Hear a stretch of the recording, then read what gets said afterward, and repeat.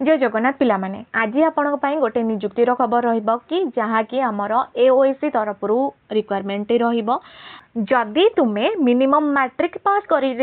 तो Indian army रो AOC एही post को मिस करंतुनी जेउटी फायरमैन टू नेकी आमर ट्रेड्समैन मेट पर्यंत डिफरेंट डिफरेंट पोस्ट बाहरी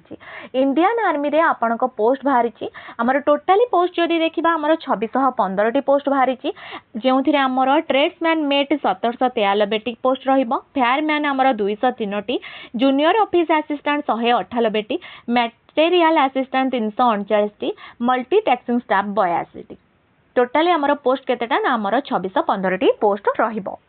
केउ माने अप्लाई करिवे केमिति अप्लाई करिवे डिटेल्स रे कहबी वीडियो माध्यम रे कहूची वीडियो को शेष जाए देखंतु आमर ये अप्लाईटा ऑनलाइन माध्यम रे ही हबो आमर ऑनलाइन मोड रे ही आमर अप्लाई हबो तो आमर स्टार्ट हो जाउची डेट केते ना आमर 24 अगस्त 2026 एही मास 24 तारिख रे आमर अप्लाई स्टार्ट हो जाउची आमर लास्ट डेट केते रहइबो ना आमर 22 सितंबर 2026 आमर गोटे मंथ पाखा पाखी आमर डेट अछि 24 अगस्त रु 22 सितंबर जो माने भी मैट्रिक पास करिसंती से माने मध्य आको अप्लाई करि परिबे आमर टोटली पोस्ट अछि 2615 टा पोस्ट जदि आमे क्वालिफिकेशन कथा देखिबा बा हमर एजुकेशनल क्वालिफिकेशन कोन रहिबो ना हमर ट्रेड्समैन मेड पैका मैट्रिकुलेशन रहिबो बा हमर 10 पास करिथिबा दरकार आ ए फॉर्म टी हमर पूरा बिल्कुल मागणा रे ही अप्लाई हबो तो आपण माने समस्त ही अप्लाई कर दियंतु जो माने 10th पास करिजंती तापरे हमर आसिला फायरमैन पैका मध्ये हमर 10th पास करिथिबा दरकार गोटे बोर्ड रु तापरे हमर जूनियर ऑफिस असिस्टेंट +2 पास होइथिले एही फॉर्म को अप्लाई करि परिबे मल्टी टैक्सिंग स्टाफ मैट्रिकुलेशन बा हमर 10th पढिथिबा दरकार ता सहित हमर कोन अछि ना मटेरियल असिस्टेंट ता पई हमर bachelor degree in any stream माने जो भी स्ट्रीम रे हमर बैचलर डिग्री बा डिग्री करिथिले एही फॉर्म को हमर अप्लाई करि परिबे कहा पई ना हमर मटेरियल असिस्टेंट पोस्ट पई का आमर सैलरी कथा जदि कहबा आमर ट्रेड्समैन मेट रो सैलरी रहिबो लेवल 1 फायरमैन पैका आमर रहिबो लेवल 2 जूनियर ऑफिस असिस्टेंट पैका आमर लेवल 2 सैलरी रहिबो मल्टी टैक्सिंग स्टाफ पैका आमर लेवल 1 सैलरी रहिबो मटेरियल असिस्टेंट पैका आमर केते रहिबो ना आमर लेवल 5 रहिबो material assistant Paika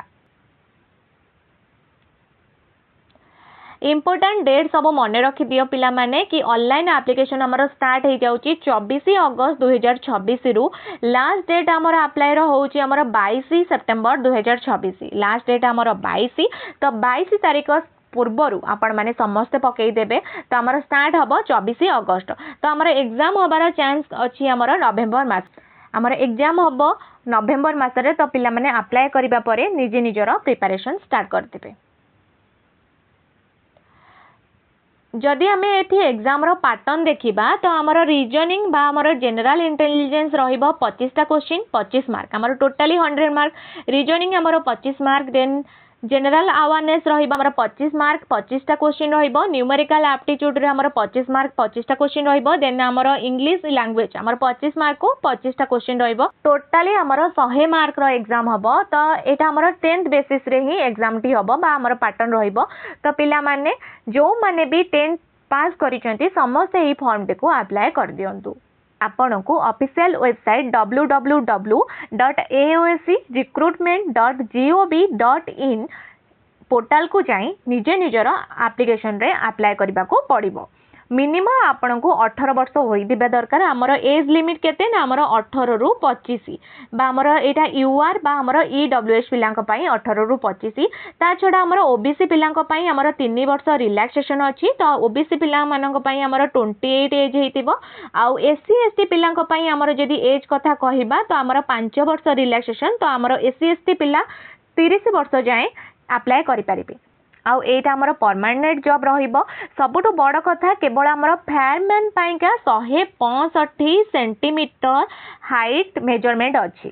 SC ST पई हमर केते रहिछि ना 162 बा हमर 162 सेंटीमीटर रहिछि बाकी कोनोसी पोस्ट पई मध्ये हमर हाइट वेट किछि रिक्वायरमेंट नाही नॉर्मली आपण माने पकेइबे मैट्रिक बेसिस आपणको एग्जाम हबो जे भी पास करिवे से ही जॉब टिको पाइबे वीडियो को अधिक रु अधिक शेयर करि दियंतु आपण मानको सांग साथी और भाई भौणी मानको कहार ना कहार हेल्प हे जिवो